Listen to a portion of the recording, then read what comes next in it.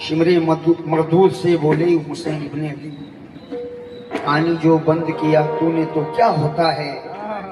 और मेरे भैया जल्दी कर दीजिए चाहिए।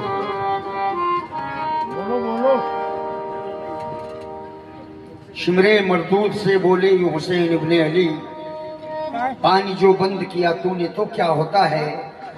मेरे मुंह में है मोहम्मद का वो पाक असर, शजरे खुश्क पे थूकू तो हरा होता है। मतलब पेशी नजर है। तो ये है फैसला खुदा का, ये है फैसला खुदा का, ये करम हुसैन का है। ये है फैसला खुदा का, ये करम हुसैन का। ये है फैसला खुदा, ये करम हुसैन का। उसे कोई गुण न होगा, उसे कोई गुण न होगा, जिसे गुण हुसैन का है।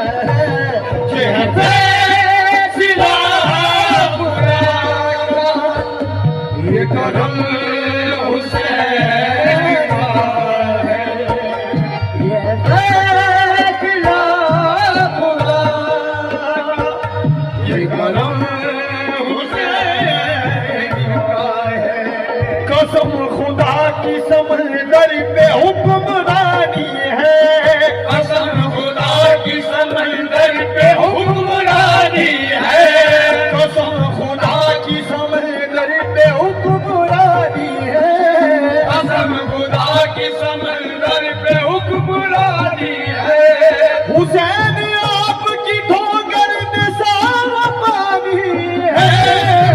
फैसला खुदा का, ये करम हुसैन का है। उसे कोई